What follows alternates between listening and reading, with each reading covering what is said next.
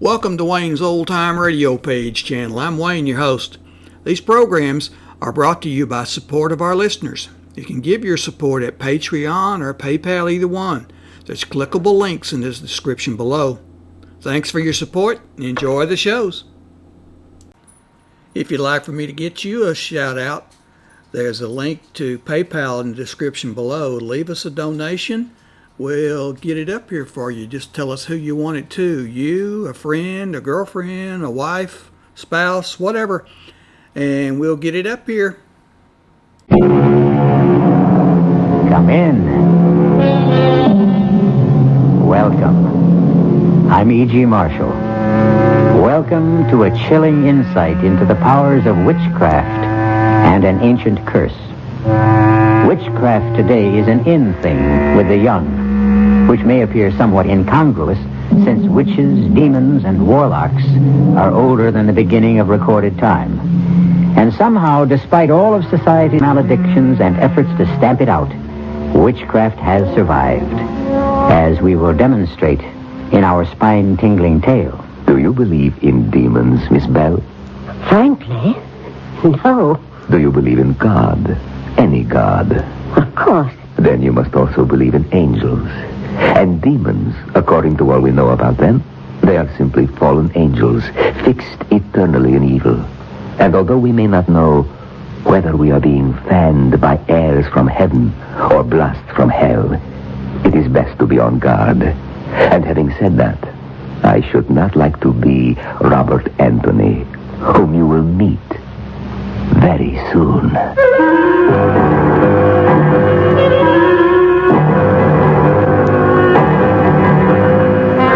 Our mystery drama, This Will Kill You, was written especially for the Radio Mystery Theater by Murray Burnett and stars Norman Rose and Larry Haynes.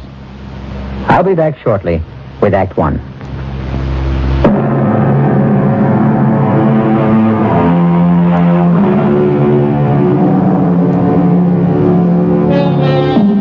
Rage, my friends, is one of the curses of mankind. Rage thickens the blood, assails the eardrums, racks the body with a mad urge to destroy. It has been said that whom the gods would destroy, they first make mad. And that applies to all of us, even if some are on speaking terms with God or the devil. Witness a man who is consumed with rage. Theodore Rackazzi.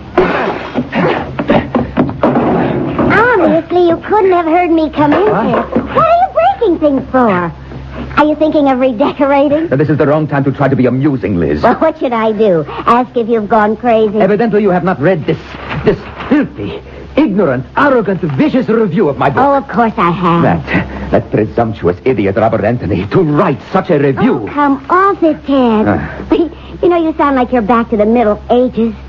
What are you going to do? Challenge him to a duel? I have other powers, other resources.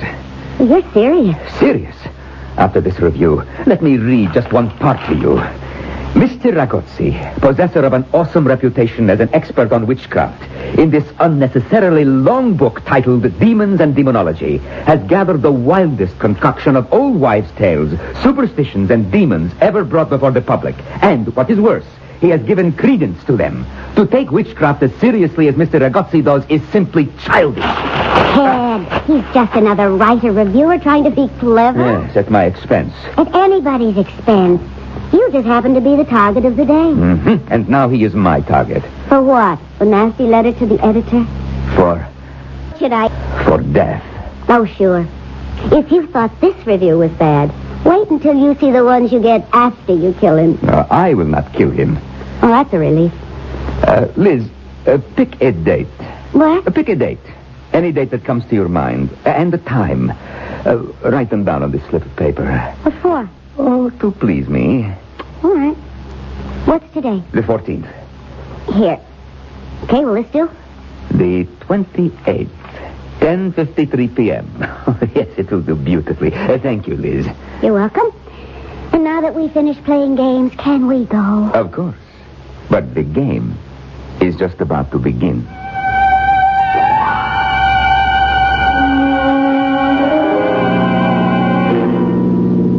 Have I ever remarked how well you drive, Liz? Often, thank you. I think that's what attracted me to you in the first place. Your driving and your legs. I'm happy to see that you're feeling better. Yes. Due to you, as usual. Oh, I haven't done a thing. Oh, yes, you have. You know that date you wrote down for me? Yes? Well, that is the exact date and time that Robert Anthony will die. Oh, sorry I asked. You don't believe me? Oh, I thought you'd forgotten about that silly review. Where are you going? To the party. Ted, why did you ask me to write down the date? Oh, a whim. It amused me to leave the amount of time that Anthony has left to live to mere chance. Well, suppose I'd picked a date next year. Well, that would have given Anthony more time. That's all. You sound so certain. I am. What's the matter with me? Why am I talking as if there were any possibility that you have the power to kill another human being? Why, indeed. I can almost understand why Anthony wrote about your book the way he did. Of course. Like Mr. Anthony, you also are a dabbler in the occult. Like him, you are an innocent, naive, playing like children with forces you neither understand nor respect. How about a bet? On what? On me and my powers against Robert Anthony. Don't be ridiculous. Oh, yes, you're afraid to trust your skepticism. It's very simply proven. If Anthony dies on the day and at the exact time we both know, then I win. If he doesn't, you are the victor. And you know once and for all that Theodore Ragozzi is a fraud and a cheat. That part tempts me. Then I have your word. It is a bet. What are we betting? Your soul.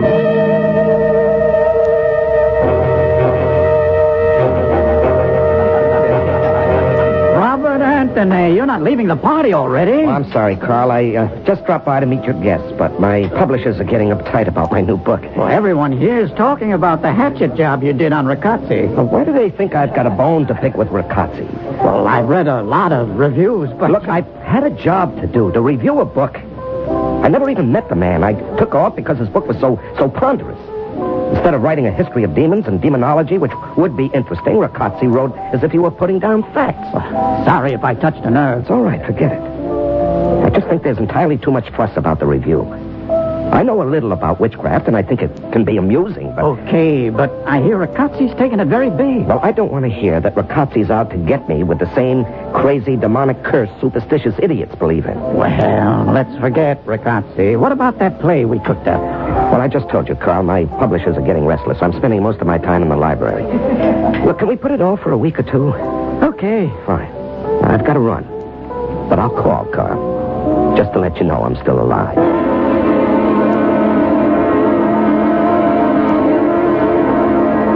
This is Jennifer Bell and another broadcast of The Author Speaks. My guest for today is the man who has written a most controversial book about devils and deviltry, Theodore Ragozzi. I am happy to be here. Mr. Ragozzi, I must confess your book scared the daylights out of me. Was that your intention? No, not at all. My intention was to inform, to let people know that there are forces in this world that they may not have been aware of. Oh, well, then you're serious in your thesis about demons and their power. Oh, absolutely. Which naturally leads me to that review by Robert Anthony. How did you feel about it? Well, I would be less than honest if I said I was pleased, but it caused me only a small annoyance. Really? You are asking the wrong question. Oh? Well, then, set me straight. You should not ask if I were annoyed about it, but rather how Uziel Rabdas Belet are angry about their powers being mocked. Well, I'm not acquainted with those gentlemen you mentioned. Which is just as well for you. You see, they are demons. Powerful demons. And if they take offense... well, I should not like to be Mr. Robert Anthony.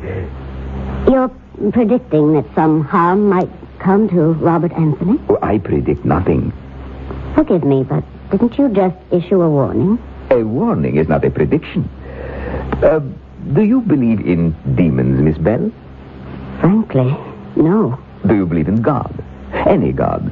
Of course. Good. Then, of course, you must believe in angels.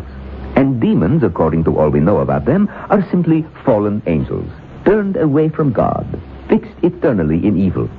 I would like to inform you, madam, that a belief in the existence of angels and demons is an article of faith with 2 of our major world religions.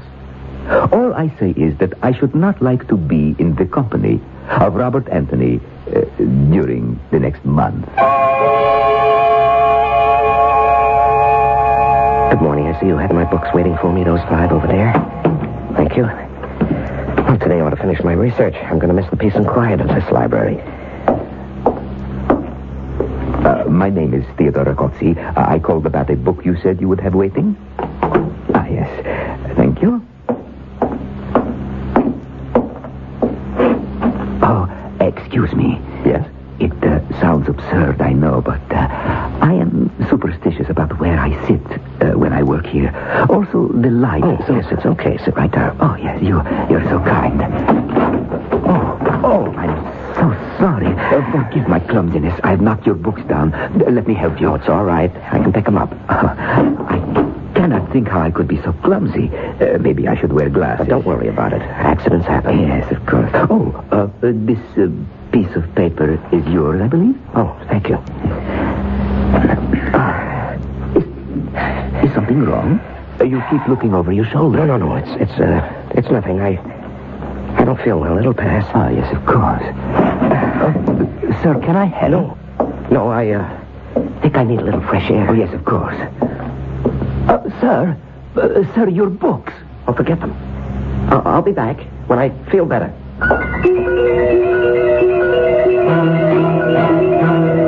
I've got to slow down. I must slow down. There's nothing following me. Nothing. Oh, that's better. Get some control. What's the matter with me? Why do I feel I'm being followed? I'm never going to get away. Bob! Oh, Carl, What's with you? Trying to get yourself killed? I guess it looked like it, didn't it? Well, No, it's nothing. Carl, believe me, I was in the library and suddenly I had a crazy impulse to start running. Bob, what's the trouble? Nothing. There's no trouble. It's just that, What do you expect to find over your shoulder? nothing. If I didn't know that your last novel sold over 1 million, I'd say you just held up a bank and were running away. Look, forget the jokes, huh? But, I'm Bob. sorry. I really am, Carl. But leave me alone.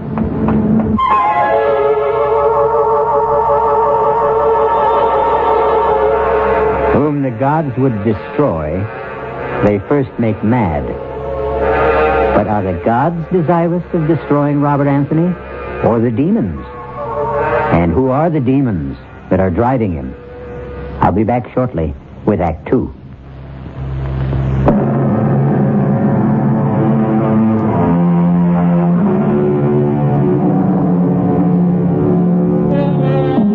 I am back to lead you along the dark roads of witchcraft. The demon-ridden Robert Anthony has turned to the 20th century remedy against magical spells, psychiatry, and is attempting to explain his terror to an eminent psychiatrist. How can I make you understand, Doctor, how intensely real this fear is? I'm not imagining it. It's there. I feel it. Every minute I feel it. It's at my shoulder, behind my back, pressing in on me. Of course. Have you ever heard of anything like this before? Nothing exactly similar, but fear is quite common. Most people are afraid of something. But don't they know what they're afraid of? They sometimes think they do. And what do you tell them? I think it would be best if you talk about yourself. You say you first felt this way about a week ago. Yes. I was working in the library, and I suddenly felt I just had to get out and run. Had anything happened that day to upset you? Anything out of the ordinary? No, nothing, Doctor. Have you felt this fear before? I mean, early in your life. Well, just the usual, Doctor. You know, when my friends would dare me to jump over a large hole in the ground or something like that, but... Wait. Yes, I just remembered. When I went to college, there was a suspension bridge, a shortcut from the campus to my dormitory. Everyone took it. Well, one night I was with some friends, and we came to the bridge, and it was out. There was only one single plank, and this was a deep chasm, Doctor, maybe 100 feet. Yes. Well, I wanted to go back to walk around it, but the others voted against that. They all walked across. And I can remember how terrified I was. I got down on my hands and knees and crawled across the single plank with the water roaring below me. I was terrified. Your afraid of heights. Well, I'm not comfortable with them, but... Would you say that today you're somewhere near the height of your profession as a writer? Oh, come on, Doctor. This has nothing to do with any fear of heights. This is... Well, this is... Yes. This is witchcraft. Interesting. Why do you say that? Look, we've been through it. The review you wrote on the Riccozzi book, Demons and Demonology? Right. Are you sorry you wrote such a scathing review? No. No? Well, I don't know. I think you are. Well, if I was wrong and possibly there are such demons and spells as Riccozzi describes in his book, that would or might account for this fear of mine, wouldn't it? You mean you think Riccozzi might have put a spell on you? Well, it's possible, isn't it? Can't you think of another explanation? Can you? Yes. Let's examine what you've told me. On the one hand, you believe that Riccozzi has put some sort of a spell on you. Am I correct? That's all I can think of, Doctor. Why would he do that? Well, because he... Exactly. Because you have hurt him severely. So your statement that he wasn't injured by your review is false, isn't it? Well... Or illogical. All right, it would seem so. Very well. If you admit that to yourself, and then think that as a sensitive man, you've satisfied your own ego with a review that you think might be unfair, where does that take us? Doctor, do you believe that I feel so guilty that I run through the streets pursued by shadows? That I can't sleep because I feel a presence in my room? That I feel threatened every second of the day and it's getting worse by the minute? Do you really believe that? It's a possibility. Oh, no. You'd rather believe in witchcraft. Why? Doctor, you're not helping me. If you'll examine your motive as to why you insist that Riccozzi has some power to cast a spell over you, then I think... All right, I'm getting out of here. That won't help. Neither do you. I tell you, I feel that I'm going to die, and you talk about guilt? I'm getting out. Desperate men take desperate measures, and Robert Anthony was desperate. As he ran from what he thought pursued him, he held on to the last of his sanity. In his dabbling in witchcraft, he had heard, as had everyone interested in diabolism, of Professor Thurman Anderson, an outstanding scholar and acknowledged authority in the field.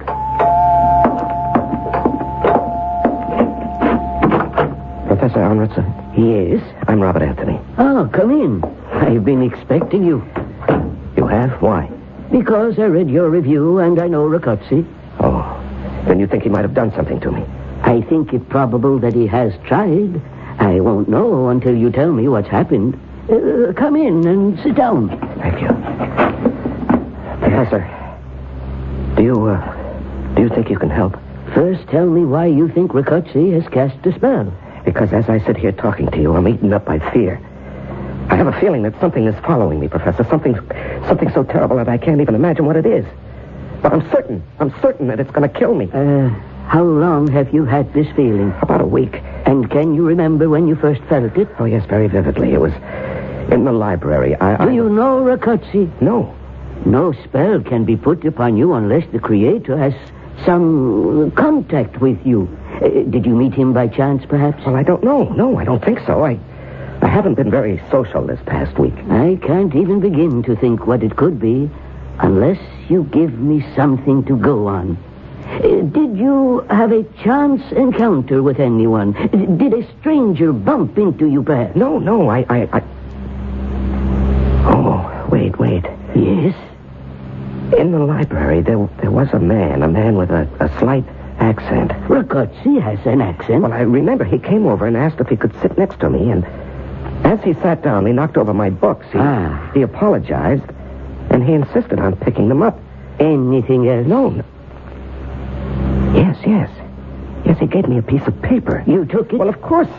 I didn't remember whether I had actually dropped it or not. Do you have it? Well, yes, because I remember looking at it when I got home and wondering what it was. It just didn't make any sense to me. Well, can I see it? Well, sure. There you are. Good Lord. What is it, Professor? What do you see? The casting of the ruins. What? What does that mean? I can't believe that even a man as vindictive as Riccozzi would do this. Professor, what is it? You see this writing? Yes. It is the runic alphabet. It represents an ancient death curse. And those figures on it? The date of your death. Oh, that's ridiculous. It was used many centuries ago. There are stories of younger brothers using it to eliminate the rightful heir to the throne. It has earned the reputation of being one of the most powerful of all the ancient spells. The drawback, of course, was the absolute necessity of having the man or woman casting the runes to pass the curse on directly and have it accepted. Oh, no, I won't believe that. This is the 20th century. Careful. Lose this paper and you lose your only chance. Chance? You mean there's something I can do? One thing. What is it? Pass the curse to someone else. This is unbelievable. If someone else told me about this conversation, I'd say we were both fit subjects for an insane asylum. Oh, no, I can't go on this way. Professor, how do I go about passing this on? You have someone in mind? Do I have to know a person? No, you could pass it to a stranger. Well, how? Simply brush up against someone in the street or on a bus or a subway. See that he drops something. Then pick it up, and along with the package, you pass this piece of paper saying, I believe this is yours. When they accept it, they have it, and you are rid of it. Oh, no, I couldn't do that to anybody. I just couldn't. Why not? If you don't believe in the curse. I don't know about the curse. I can't believe that it will actually kill anyone, but I know how I feel. That is very real and horrible. Well? How much time do I have? Today is the 23rd. The date here is the 28th. 10:53 p.m. There's not a lot of time, is there? Plenty, if you start to pass it now. No, I just can't, Professor. I wouldn't give this to my worst enemy, let alone... Hold it.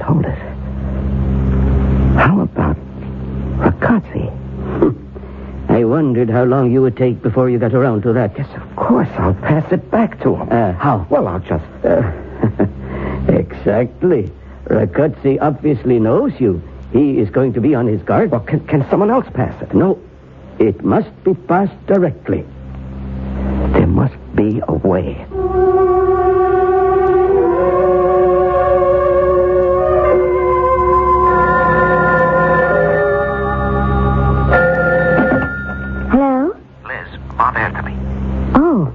I must see you. I don't understand. Well, I hate to sound like an old-fashioned melodrama, but it really is a matter of life and death. All right. Where shall we meet? Someplace where we can talk. How about, Sherry's? Oh, I don't think we should be seen together. Well, that's not the kind of talk I had in mind, Liz. I know. I still don't think we should be seen together. You know? How? How about the cafeteria at the zoo? Yeah, okay, but Liz... Half an hour. Okay, see you.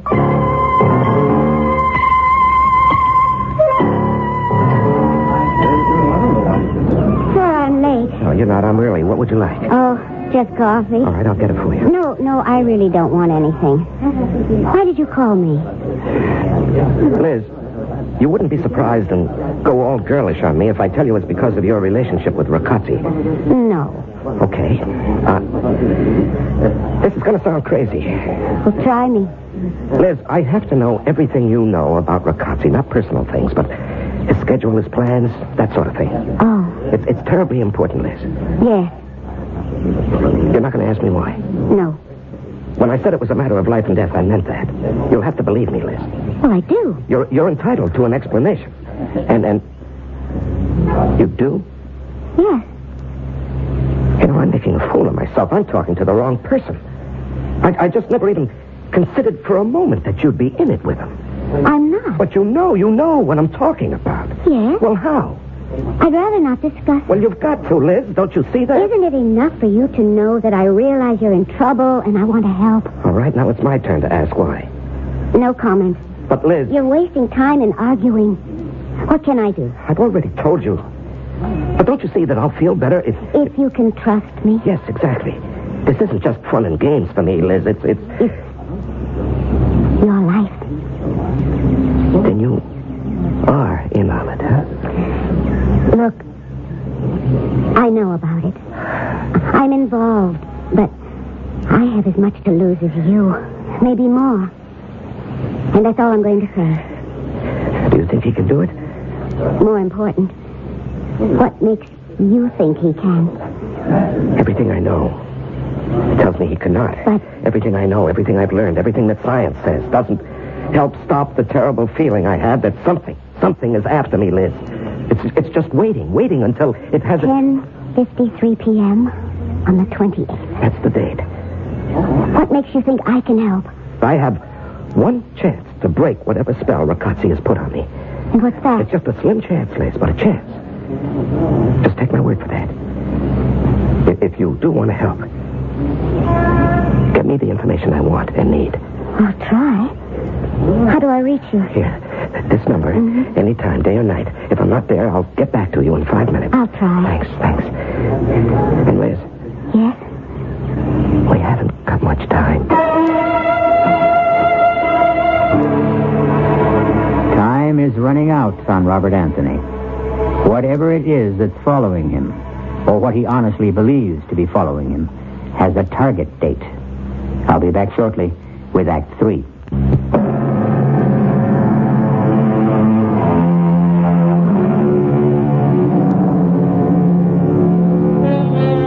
Let us get back with Robert Anthony, under a spell, and convinced that he has now only 24 hours to live. The date set for his death is 10:53 p.m. on the 28th, and it is now the afternoon of the 27th. And Theodore Ragazzi has a visitor. Liz, come in, my dear, come in. I took the chance that you'd be home. Yes, and I am, and I'm delighted. Of course, I shan't be home for long. As you can see, my bags are all packed. Where are you going? To my little hideaway up in Perdis. You remember it? Of course. As a matter of fact, your dropping in might be called providential. I was going to call you to ask you to drive me. When are you leaving? Tomorrow night, fairly early. I think it would be wise for me to be out of the city when Anthony meets the demons. Oh, call it off, Ted. I beg your pardon? I'm asking you to call it off. Call what off, dear Liz? You're much too modern and liberated a young woman actually to believe in demons. Or even more fantastic, that I can control them. Don't fence with me, Ted. Call it off. I wonder if I talked with Anthony today, would he write the same review of my book all over again? Or would he have a more open mind? Why don't you ask him? I would like to. I would very much like to, but, well, it's not practical. By the way, you haven't said you would drive me up to Perdis. I cannot. I'm sorry. Ted, I really want... Not. Liz, have you forgotten our little wager? No. Don't you think you might owe it to me to be with me when we hear the news of Anthony's death? Ted, I'm asking you to call it off. Your bet or... The whole thing. My dear, I would like to. I would really like to please you. Well, then... There are others involved. I don't understand. When you call upon these forces for help, you're taking a very serious step. It is understood that you're not indulging a whim. These forces do not like the idea of being used carelessly. They are not to be toyed with. Oh, I'm sure you could do something. It's really amazing how you have come full circle in your belief in my powers. Would it help if I said I believe everything you claim? It would be an immeasurable aid to my ego. I mean, would it help change your mind about Anthony? I admire you're not asking to get out of our wager. I sincerely admire you for that. Oh, save your admiration. I'm not asking to be released. I'm telling you that I'm not going through with it. Oh, you disappoint me, Liz. You really do. But I don't think you can withdraw. I can do what I want, and I don't want to play this game any longer. You have no choice. But I do. We're talking now about my soul. I don't know whether a person has a soul or not. Take my word for it, Liz. You have a soul. Oh, fine. But it's mine. And I'm not giving it to anyone. You have already committed yourself. To what? To a bet made on the spur of the moment and not in any seriousness. I only made it to keep you happy. Whatever your motive, you made it. I intend to hold you to it. Hold me to what?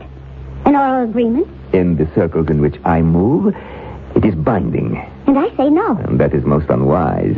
Are you threatening me? Of course.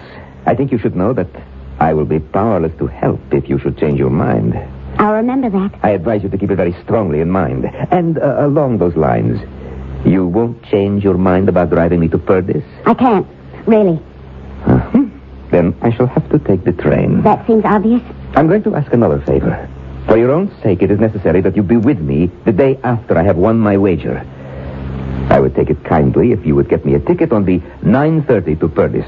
Ted, I believe there is such a train. And then I'll give you the keys tomorrow. About my... And you can drive up the following day. What makes you think that... Because of our relationship, I've been extraordinarily patient with you, Liz. Now, you will do me these favors. It may predispose me to have more patience with you on the day my wager is due.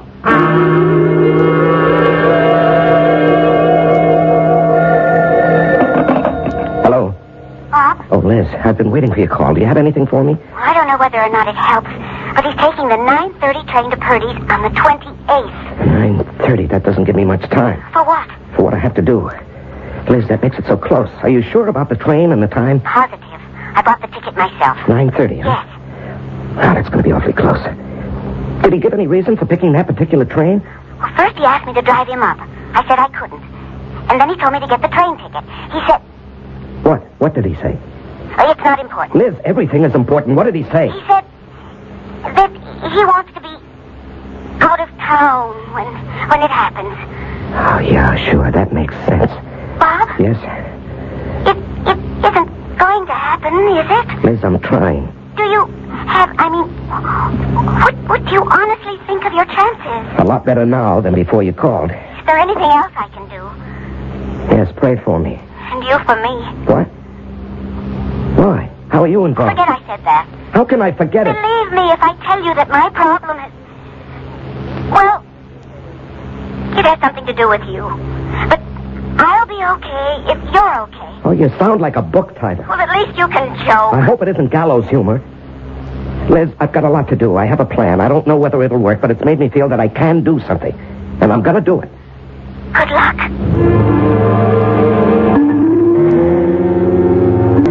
I said Bob Anthony. I didn't believe it when you called. How can I help you? I need a makeup job. For a TV appearance? No. I must be disguised so that even my own mother wouldn't know me. Can you do that? Well, maybe if you tell me what it's for, it might help. No, I can't tell you. You'll have to take my word that it's deadly serious. Well, how long will you need to wear the disguise? 4 hours at the outside. How many people do you want to fool? One. A man. Uh-huh. How well does he know you? Well, that's hard to say. He's not an intimate friend. In fact, I only met him once, but he knew me then. Yeah, one more question. Hmm? How does this guy think of you? Oh, I suppose he sees me as a young, smart aleck. Good. So we have to make you... Oh! Step into my parlor. Okay. Aren't you going to lock it? Okay. Sit in that chair over here. Now, relax. You're too tense. I'm sorry. See, now, the hairpiece is no problem. Your head and hairline are easy. But, the eyes... The eyes? Exactly. With the hair you have, you can't have those alert brown eyes. Let me see. Watery blue with little veins running through them. Yeah. Okay, now. Ever wear contact lenses? No, of course not. You'll love them. Slight effort. There. How's your vision? Well, I can see. Good. The wrinkles come last, and, I think a little goatee. Yeah. Bushy beard wouldn't be right. Now just put your head back. Grand Central Station in New York City at 9 o'clock of any evening is a dreary place. The waves of homebound commuters have washed away. The garish light serves only to point up the cruel deterioration of past grandeurs. The waiting rooms are almost empty. It was 9:20 exactly that Robert Anthony, carrying a small suitcase and disguised as an old man, walked slowly up to the ticket window. Mount Kisco, one way, please. Anthony walked slowly to the station platform where the 9:30 was about to depart.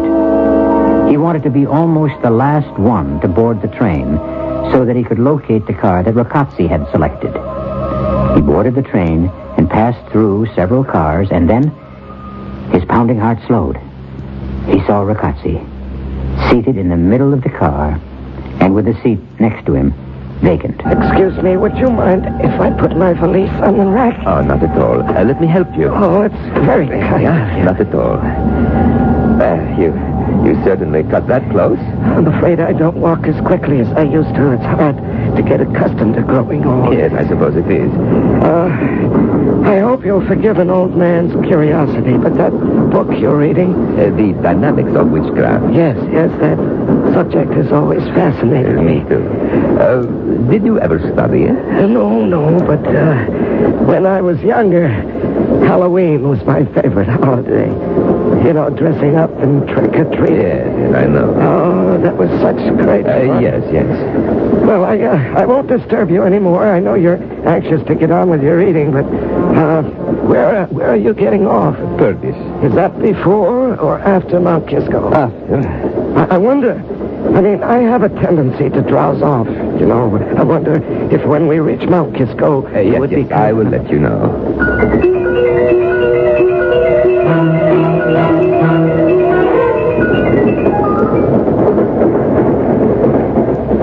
Excuse me, is it... It's the next station. Did you have a nice nap? Oh, yes, very refreshing, thank you. I do hope my nephew will be at the station. Yes, I'm sure he will. What time is it? 10:20. Are we on time? Well, I don't know. I suppose so, but even if we're running late, I'm sure your nephew will wait. Yes, I hope so. You know, when you get old, you seem to worry about everything. The young have their worries. But they're not the same, are they? Sometimes they are. Sometimes a young man can worry himself almost to death. Oh, that seems such a waste. Or even worry about dying. Yes. I have known some young people who are simply terrified of dying. Oh, I didn't think the young gave much thought to death. Oh, some of them do. Some of them do indeed. Take my word for it. That seems strange. Strange? Old man, I could tell you stories that are beyond belief. Stories that... Well, I seem to be talking a lot. Well, I enjoy it. Thank you, but we're coming into Mount Kisco. Oh, well, I've enjoyed talking to you. And now I'll just get my luggage from the rack. Oh, my. Look what I've done. I've dropped my bag. Here, let me help you. No. I've caused you too much trouble. I'll be able to... Oh, your book. I just seem to make things worse. If you will let me do it, it will be much simpler. Oh, yes, thank you. But don't let me return your book. I believe this is yours. Yes. And now you'd better start if you want to get off and meet your nephew. Yes. Goodbye, and thank you. Wait, what? You bastard. The paper. Please, let go of me, my nephew. Stop acting. You're Anthony. I know it. Yes, you're right. And I'm getting off here. Not until you tell me where you hid the curse. That paper you passed to me. Miss your train. Damn the train. Where is it? The paper. I'll do anything, but you know how close it is. This very little time. I beg you, please, for the love of God, tell me where you put that paper. It's in the book. I slipped it in the book when I gave it back to you. The book? Where? Oh, my God! Catch it, Anthony! Grab it! No way, Ricote. Get it yourself. It's blowing away. You know I'm lost if I don't get that paper. Come back! I'll get you! Ricote! Look out! The train!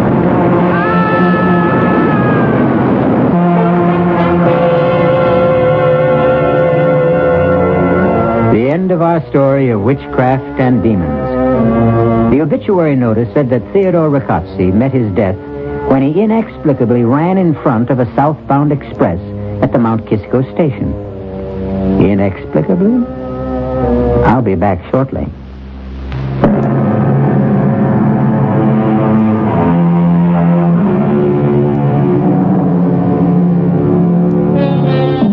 I'm sure we all know what the forces were that made Theodore Ricozzi run in front of the train that killed him.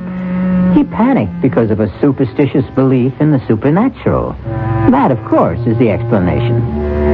Or is it? Our cast included Norman Rose, Larry Haynes, Evie Juster, Roger DeKoven, and Gil Mack. The entire production was under the direction of Hyman Brown. This is E.G. Marshall inviting you to return to our Mystery Theater for another adventure in the macabre. Until next time, pleasant dreams.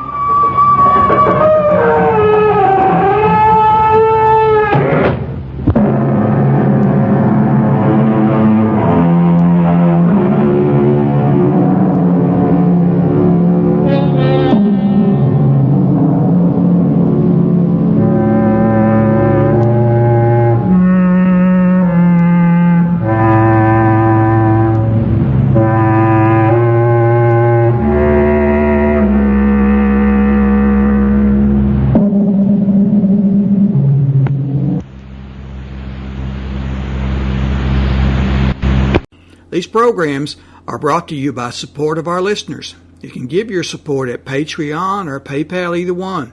There's clickable links in the description below. Thanks for your support and enjoy the shows.